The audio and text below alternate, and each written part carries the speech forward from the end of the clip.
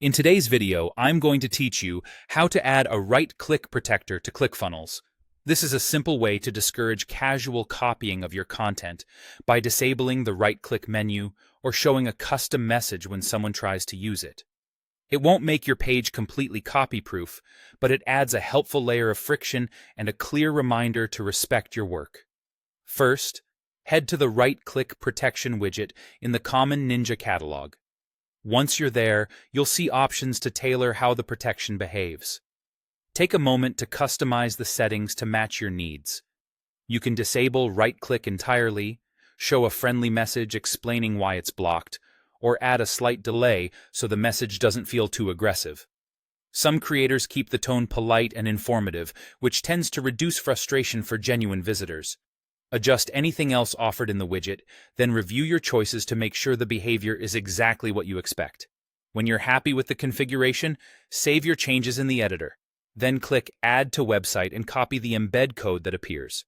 This snippet is what connects your ClickFunnels page to the widget you just set up. Be sure to copy the entire code as is, without changing or formatting it. Next, open your ClickFunnels page editor. Navigate to the funnel step where you want the protection enabled. This is typically the specific page displaying your premium content, images, or copy you want to discourage people from saving or copying. Inside the editor, add a new element and choose HTML SAR code, sometimes labeled Custom HTML.js. Place this element where it loads on the page every time, such as near the top or bottom of the layout. The exact placement isn't critical for most setups, but keeping it in a consistent spot helps with troubleshooting later. Open the code editor for that element and paste in the embed code you copied earlier.